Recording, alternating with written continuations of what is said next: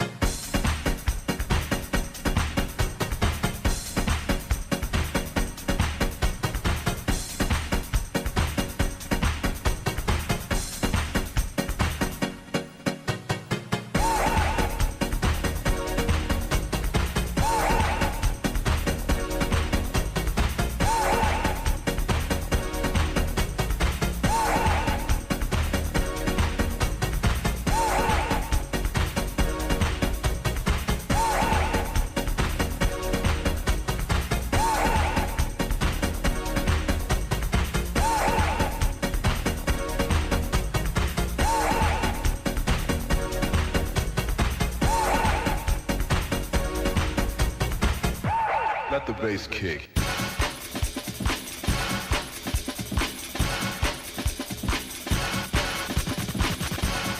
Think about it. Think about it. Think about it. Think about it. Think about it. Think about it. Think about it.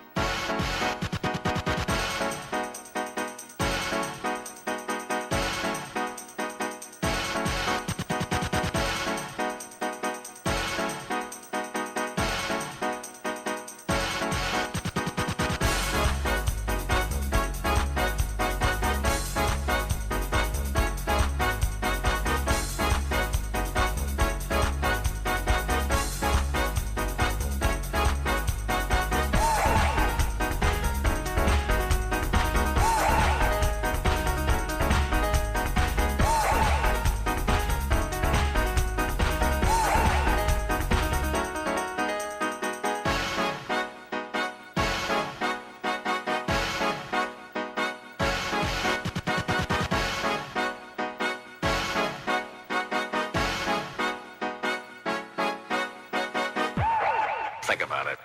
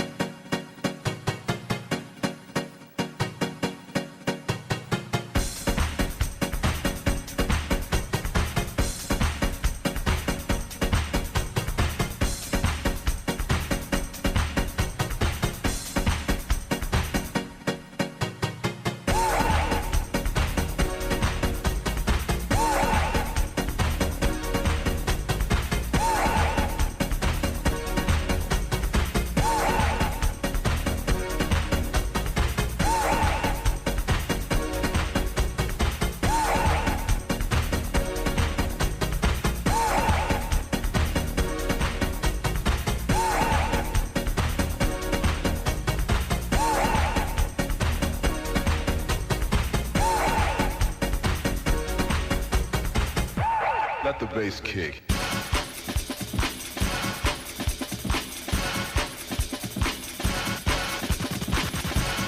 Think about it. Think about it. Think about it. Think about it. Think about it. Think about it. Think about it. Think about it.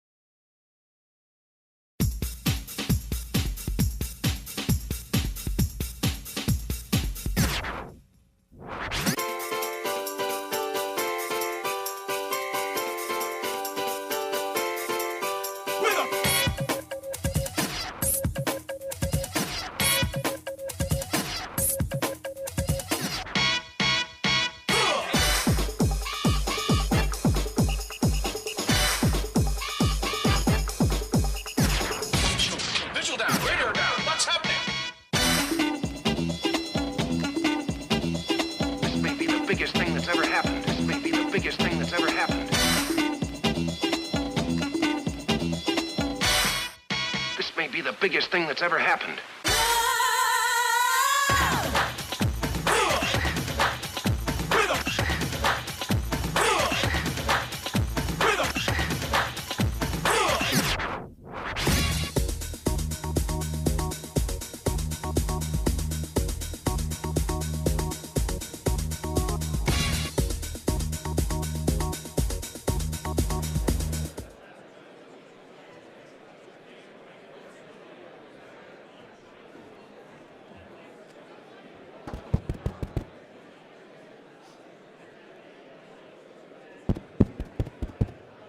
Good morning.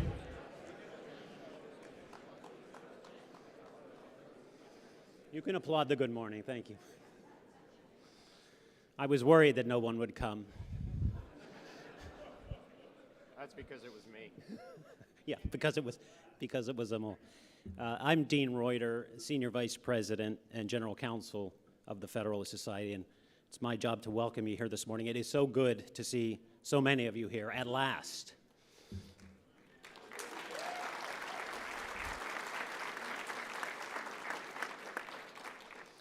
Elena Kagan, then the Dean of Harvard Law School in 2005, welcomed the Federalist Society to Harvard Law School warmly, and then she said, good-naturedly, "But you are not my people."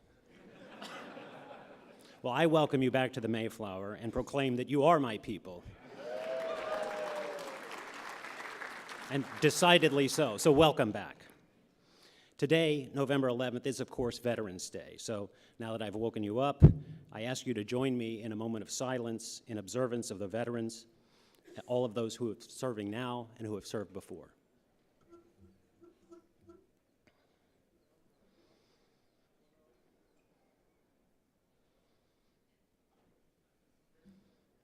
Thank you. I'll start with a couple housekeeping notes. Since we've last been together, your bar associations have been on the move. They've made a few changes. If you seek CLE during the conference, you need to sign in at the beginning of your day. You can do that electronically. Some of you might need to sign out at the end of the day, so pay attention to that. If you have complaints, please see your bar association. There's a QR code you can use with your smartphone to sign in. It's at registration. It's also outside the door, and we have volunteers here with the cards. If you need one of those cards to sign in, raise your hand, but you can do that electronically. One business note on COVID protocols I've been announced to make. We are a legal organization, and we need to follow the law, which requires donning masks indoors. There are exceptions, eating and drinking. There's an exception for speakers if we're 6 feet apart, which explains the length of this table. And maybe there's an exception for the mayor, I'm not sure.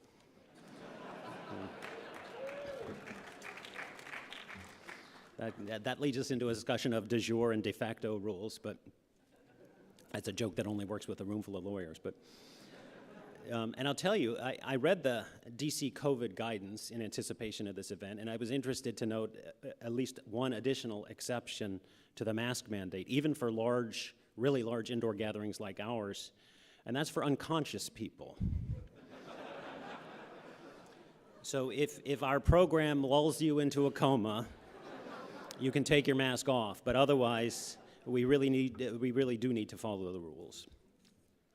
One special observation that I'm really happy to make, actually honored to make, is just a note and to mark Justice Clarence Thomas's 30 years on the Supreme Court.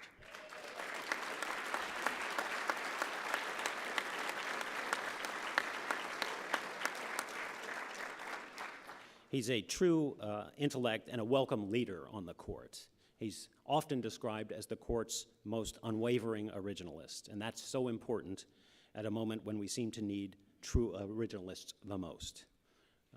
He said, at least this is at least anecdotal, that the confirmation process was so difficult it fairly ruined the first 43 years of his life, so he swore or promised to serve 43 years. So he owes us 13 years.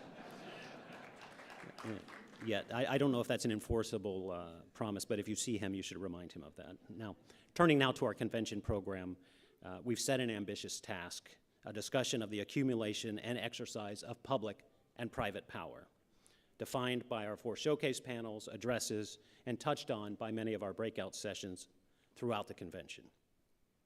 Today alone, after a brief opening address by Judge Thapar, we'll have a showcase panel on social activism and corporate leadership, and breakout sessions ranging from life in-house to antitrust to separation of powers and political polarization, criminal justice, religious liberties, and on and on. And then, of course, this evening, we'll celebrate at the annual dinner. Now, I want to mention this is not just an annual dinner, it's the Justice Antonin Scalia Memorial Dinner, which of course reminds me of a story. And this story features Justice Scalia. It took place at what we used to call the Scalia Separation of Powers CLE that many of you might have been able to attend. That was a multi-day course taught by the Justice and John Baker, if John Baker's in the room here. I used to say people should attend this. It's a once-in-a-lifetime opportunity to go to this event. It's so special. And then I realized I had been several times, so it's technically not a once-in-a-lifetime event. But the attendees, the students at the class, are all FedSoc members. They're all FedSoc lawyers. And on the first morning of one of these, the first break, the Justice and I were on a balcony. And he said, "Dean," that's what he called me, Dean. "I can't get these people to participate. I can't get them to answer my questions." And I said, "Justice Scalia," because that's what I called him. Justice Scalia. I said, "That's because you're intimidating." And Justice Scalia gave me a friendly but disbelieving scowl. You've all seen that look. I can't duplicate it, but it was his way of saying phooey or maybe applesauce. And I said, "Try this. Ask the next question and just wait. Someone will be uncomfortable with the silence, and eventually they'll answer. You're intimidating, but they'll answer under that circumstance." So he gave me a slightly different, friendly but disbelieving scowl. This one I interpreted as, you're wrong, but whatever. So we go back in, the coursework resumes. Justice Scalia covers some ground, then asks a question. Silence. More silence, still more silence. Justice Scalia glances my way, gives me a friendly, but I told you so scowl. And then finally, someone raises their hand and begins to answer the question.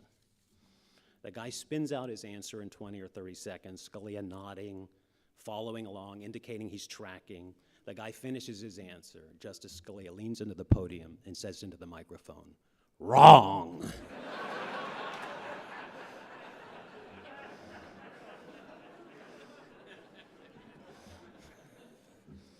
I can hear it now. You gotta love the man. It's now my honor to introduce Judge Amul Thapar, a man who very rarely gets it wrong, himself a great intellect. He's known to many of you as the highly good-natured jurist seen for years in the Mayflower Promenade, now before you as a featured speaker. He's brilliant. His opinions and dissents have become must-reads, not just for their writing, but for their reasoning. He unfailingly goes where the law takes him, even jailing nuns if necessary. You can look that up if you don't know the reference. He's a first-generation American. His parents were small business owners, both of them. His father owned a heating and air conditioning business in Michigan, and I'm betting in Michigan it was more heating than air conditioning. And it was the classic small business. The Wikipedia page says that as a young man, Amul Thapar worked in the business and drove the truck. Not one of the trucks, the truck. And his mother sold her own successful business after 9/11 to help veterans. Not just talk, and even not just the right attitude, but action.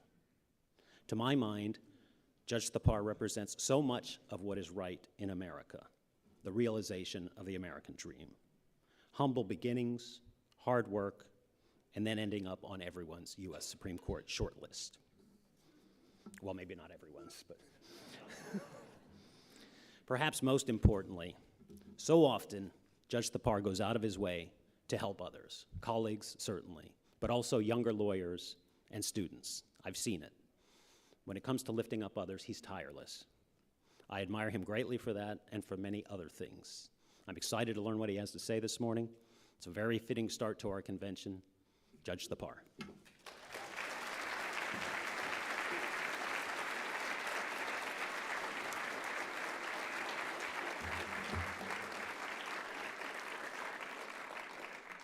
Dean had one requirement when I give this speech, and that was that I mention his name often. So I've now done it. If you hear me say Dean in the middle of a sentence, it's just achieving the quota. He said, I'll give you one quota.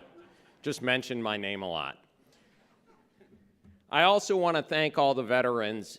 We couldn't do this without them. It was amazing after 9/11 when my mom went to work with the Army. She was a social worker by trade, and she got the opportunity to work with the Army. And every time I talked to her, she was just amazed by the resilience, the wherewithal, and the leadership that the military shows every day. Less than 1% of our citizens now serve, and yet those are the most important people in this country. So God bless them, and thank you for all they do.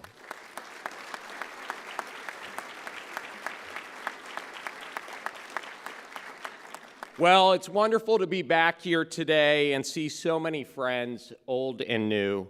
I'm grateful to the Federalist Society for putting on this year's event.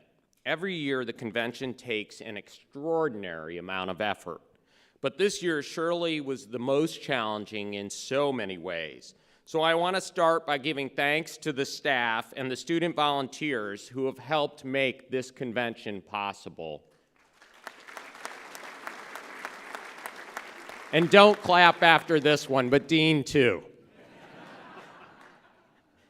This promises to be an extraordinary convention, so I'm sure we will appreciate the planners' efforts more and more over the coming days, especially when I'm done and you can hear from speakers that know what they're talking about. The theme of this convention is great, public and private power, preserving freedom or preventing harm. This topic touches on perennial questions about the role of government and the scope of liberty. In my brief remarks today, and Dean told me to keep them brief, I want to talk about a third factor that preserves a healthy balance between the state and the individual. That's the role of civil society in public life. As the late, great Father Richard John Newhouse noted, civil society is made up of those institutions standing between the individual and his private life and the government. The relationships between the individual, the state, and civil society are always interesting questions, and they're especially timely questions to ask in 2021. They tie right into the theme for this year's convention. So much has happened since we were last together in the flesh, and frankly, much of it can seem dispiriting. The pandemic has upended our lives in so many ways. Tens of thousands of families have lost loved ones. So many small businesses have shuttered, and those still open struggle to find workers. I talk to my dad about it often, who is still a small business owner. Less visible, but no less damaging, have been the invisible scars that the pandemic has inflicted upon so many people. Indeed, it is these costs which very well may be the most lasting and the most drastic. Think of the students who have missed half of their college experience or 2/3 of their law school time because of the pandemic. As many schools moved to online education, we unsurprisingly found that this amplified achievement gaps. For millions of American students, the last 2 years were one large write-off. Many of them will have fallen so far behind that it will be daunting for them to catch up. Young adults haven't had it easy either. So many young Americans have deferred marriage or having children in this time of uncertainty. According to the data from the CDC, births in January of 2021 dropped almost 10% from the previous January, the largest drop in decades. These consequences could reverberate for decades. The pandemic has also put more strain on our shared national fabric. In so many cities across America, crime, homelessness, and drug addiction rates are skyrocketing. In 2020, the United States saw an almost 30% rise in the murder rate, the highest year-to-year increase since the FBI began keeping statistics. In too many communities across this country, opioids continue to exact a devastating toll. 93,000 Americans died of drug overdoses in 2020, nearly 30% more than in the previous year. And for these reasons and many others, many Americans are now despondent about our future. According to one poll, 71% of Americans said they're pessimistic about the country's direction. Think about that. Those are sobering numbers. In a country known for its perennial optimism, close to 3/4 of us now think our children will inherit a country worse off than we did. And in large chunks of the country, such as rural America and the Rust Belt, which I love dearly, life expectancy has actually been going down. The Princeton economists Ann Case and Angus Deaton have attributed this to a historically unprecedented trend and what they labeled deaths of despair, drug abuse, alcoholism, and suicide. And in prior times of crisis, we could at least be confident that whatever we faced it together as Americans. From our world wars and the Great Depression to the Cold War and 9/11, we bonded it as Americans when we were worst hit. Leading businessmen, politicians, and other community leaders would work hand in hand. Now, however, social division and polarization seem at all-time highs, and the pandemic has coincided with an uptick in intolerance. Popularly dubbed the cancel culture, its simple name should not obscure its force. What began on a college courtyard has moved into the newsroom and the corporate boardroom with alarming speed. From Hollywood to professional sports and everything in between, it now seems you can lose your job and be shunned if you voice the slightest disagreement with today's fashionable views. Unsurprisingly, social distrust in our public and private institutions is at an all-time high. We have, in short, been far too focused on the pluribus and not enough on the unum. So what can be done? Where should we look? At times like this, when every day's newspaper carries another round of bleak headlines, it's easy to resign ourselves to fatalism. I certainly feel that temptation. But when I come here to the National Lawyers Convention and I think about what the next few days will bring, I cannot help but feel rejuvenated and optimistic. After everything I just said, you must be wondering why. It's because the Federalist Society represents, in its small way, the genius of America. Of course, no institution will single-handedly save America, not even the Federalist Society. I am not naive about the limits of law and judging. As our founders understood, a society is only as good as its people. And our system was designed, as John Adams put it, for a virtuous and religious people. Still, a good legal culture can sustain and safeguard it. That requires judges who don't make things up, judges who begin with the text rather than their preferred policy outcomes, and it's important that judges respect the Constitution as ratified. On these fronts, the Federalist Society has done extraordinary and important work. Long may it continue. Yet the Federalist Society is an antidote for our problems today in a different sense. And that's because of what this organization represents. On one level, yes, it's a group of lawyers who like to nerd out about whether we should incorporate the Bill of Rights through the Due Process Clause or the Privileges or Immunities Clause. But on another level, FedSoc represents a uniquely successful, yet also entirely representative example of how grassroots civil society can solve important public policy problems. What do I mean by civil society? It's hard to give it a definition. So I looked to Alexis de Tocqueville, one of the great analysts of American light, to shed some light. In his magisterial Democracy in America, Tocqueville observed that in Europe, the first person you turn to when you see a problem, for example, is the government in France or a great lord in England. But in America, he said, we first turn to our neighbors.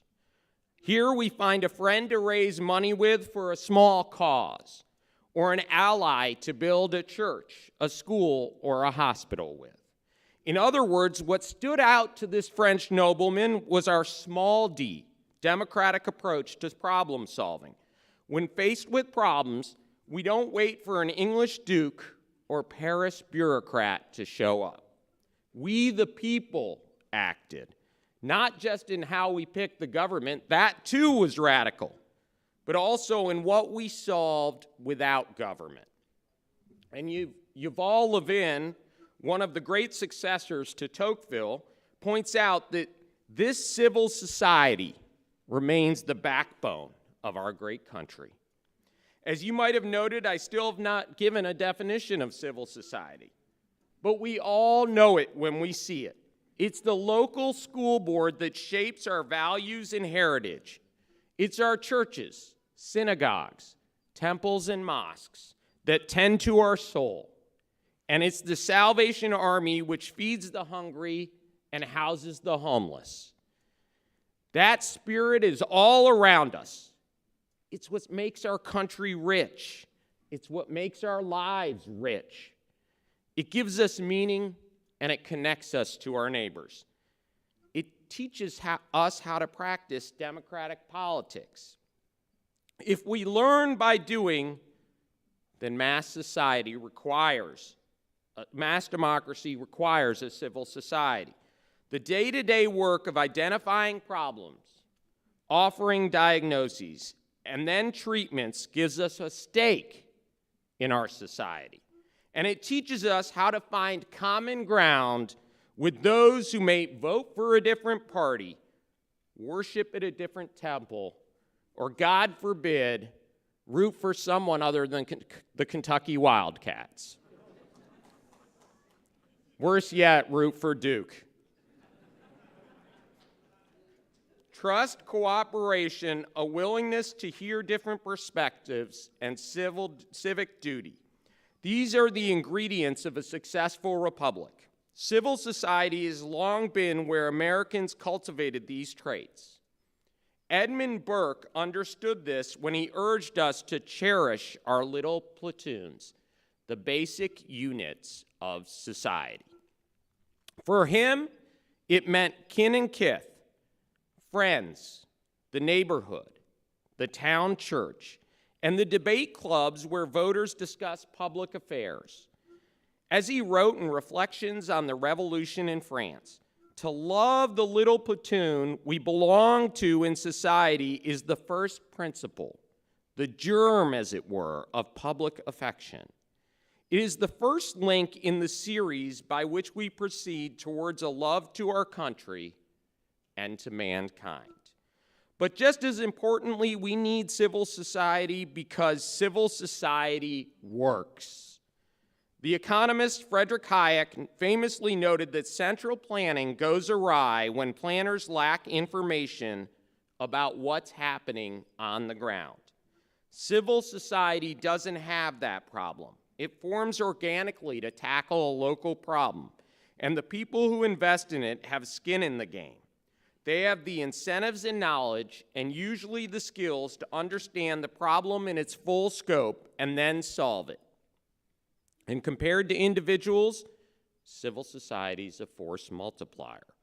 One voice can be drowned out by the status quo. A chorus in unison is a different matter. Whenever someone's skeptical about what civil society can do, I tell them about a little initiative back in Ohio and Kentucky.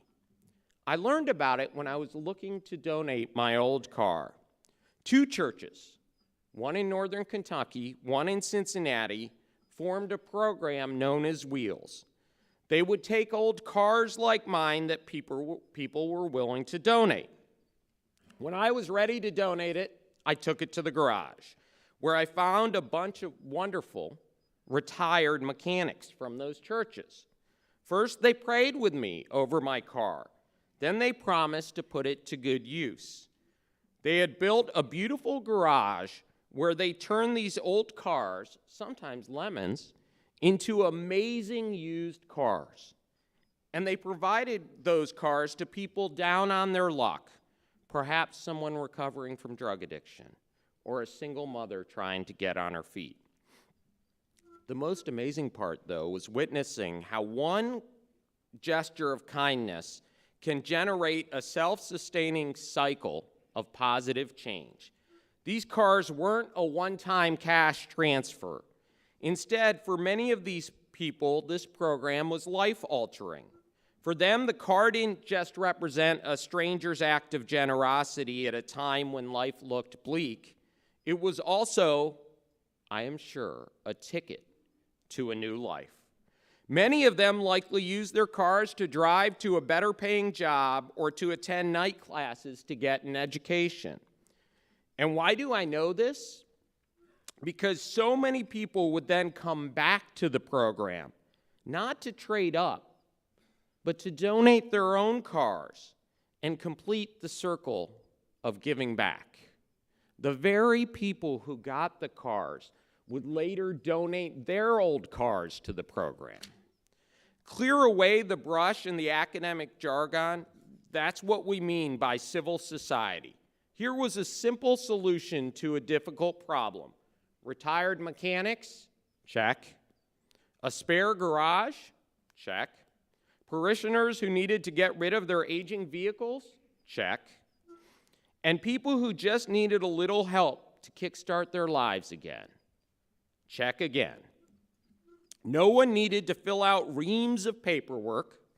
The Department of Transportation didn't need to create a new and improved churches and clunkers program. This was just ordinary folks helping their neighbors who were down on their luck.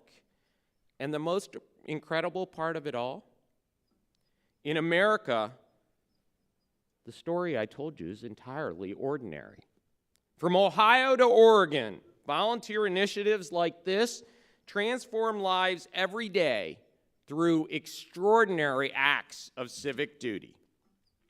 And if you're still not convinced, look around you. That's right, look at the Federalist Society. This right here, this convention, shows us the power of civil society. Think back to the Federalist Society's roots. In the late 1970s and 80s, Yale Law School was a crazy place. Okay, like death and taxes, some things will never change. But the legal landscape was just as bleak across the nation. And so many veterans of this organization know firsthand it was the Wild West in federal courthouses.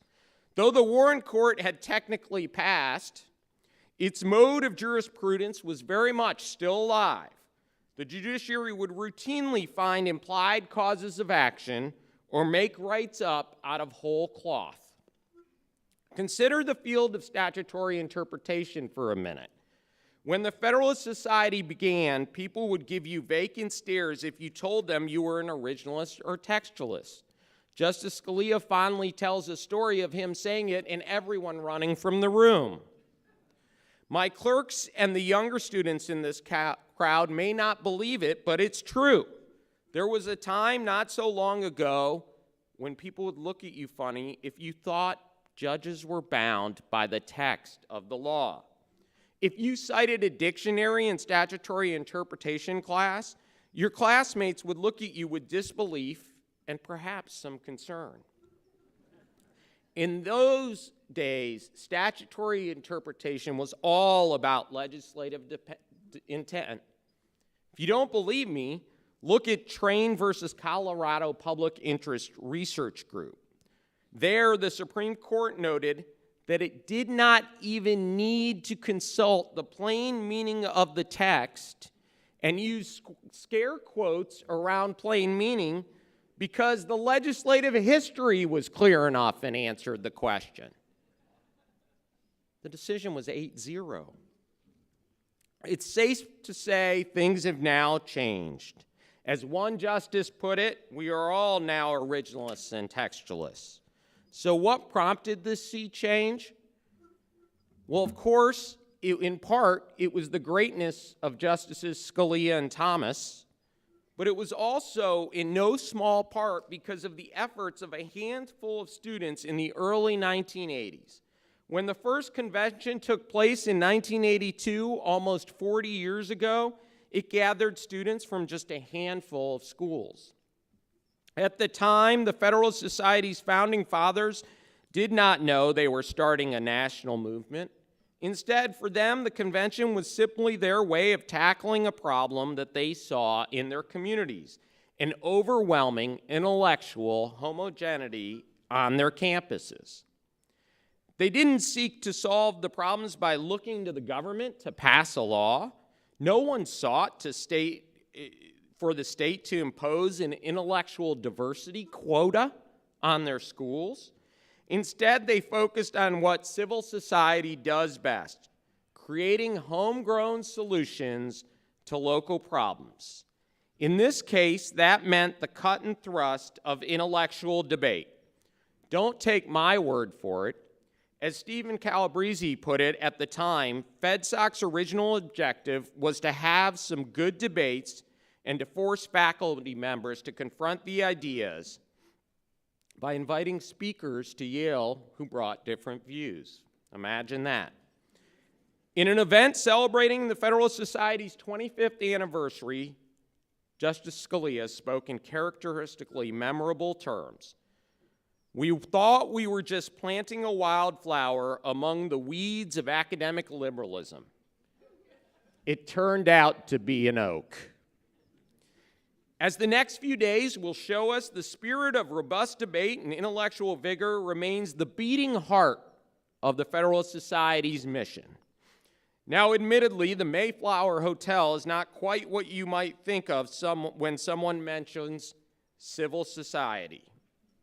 But all of us know that the Federalist Society is so much more than this convention. The organizers of the convention will be the first to tell you this. Don't get me wrong, I'm as excited for the Scalia dinner tonight as everyone else. But the real success of the Federalist Society can't be measured solely by the number of judges or justices who are members.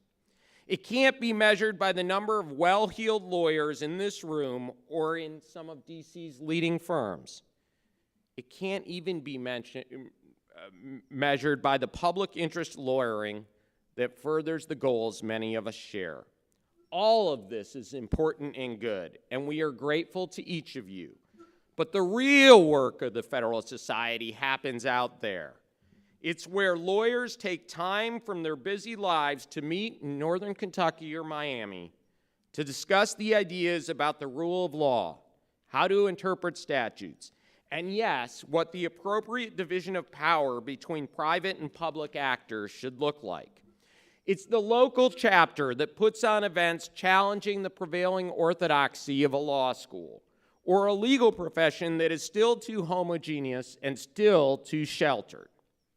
It's the minds that have been changed one way or another and the friendships that have been deepened through this relentless pursuit for truth. You can draw a direct line between their daily efforts and the annual convention we host this week. That's why when you meet another Federalist Society member, you know what you're getting. You know you're meeting an intellectual brother or sister who has been sharpened through the same formative training.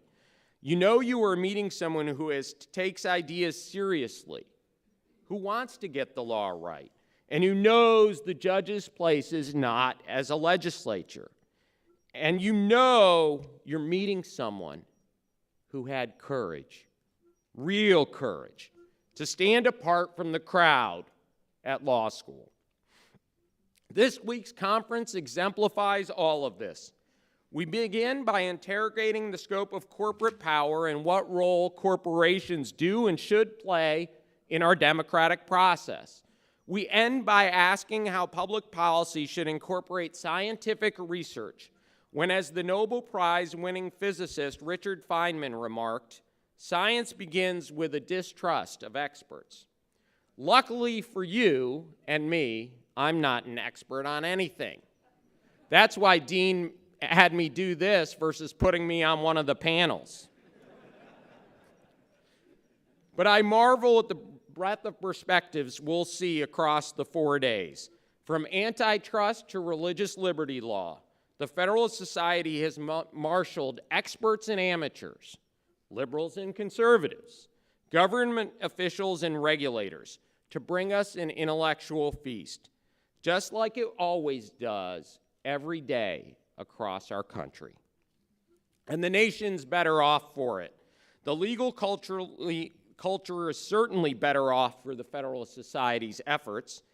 Now, there's still much work to be done, don't get me wrong.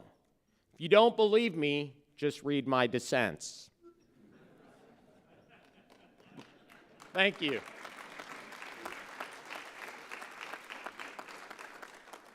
But the legal culture has certainly changed in seismic ways, thanks to the dedication of many of the people found in the local chapters. So if there's one thing you should take away from this conference, well, maybe two. First, enjoy each other's company. Face-to-face conversation is how we make Republican government work. It's how we solve problems and find the common good. No idea is a sacred cow. Nothing should be off limits. True civility is not mere kindness, though that's important. It's when interlocutors who are deeply divided on something still respect one another by pressing their best arguments. And second, we should take the Federalist Society as an inspiration. At a time when there is still much to be pessimistic about, the Federalist Society reminds us what is great about America. As Tocqueville put it, above all, not what public administration executes, but what is executed without it and outside of it. So I urge you to ask 3 questions when thinking about public power and private rights in the coming days. 1, what problems do you see in your community? 2, how can you solve it? And 3, who do you need to help you solve it? In some cases, that does require government. I'm not naive. As I mentioned before, we really need our armed forces to win wars. In fact, we won 2 world wars with them. And the federal government has played a critical role in setting up highways that connect our great country. But I submit that many problems, more than you might think, are solved through what we Catholics called subsidiarity, a fancy word for the idea that problems should be solved by local groups and associations that are best equipped to tackle them. This is not a new idea, of course, but it is one that should guide us and inspire us. In bleak times like now, we should remember Ronald Reagan's statement, "Freedom is never more than 1 generation away." That's right, and it's worth noting that Reagan knew to deliver this line at the annual convention of the Kiwanis International, one of the great pillars of American civil society. And at this convention, when I think what the Federalist Society has achieved over the past 4 decades and what American civil society has solved since before Tocqueville even arrived on our beautiful shores, I cannot help but think of another quote by the great President Reagan. "There is nothing wrong about America that cannot be solved by what is right about America."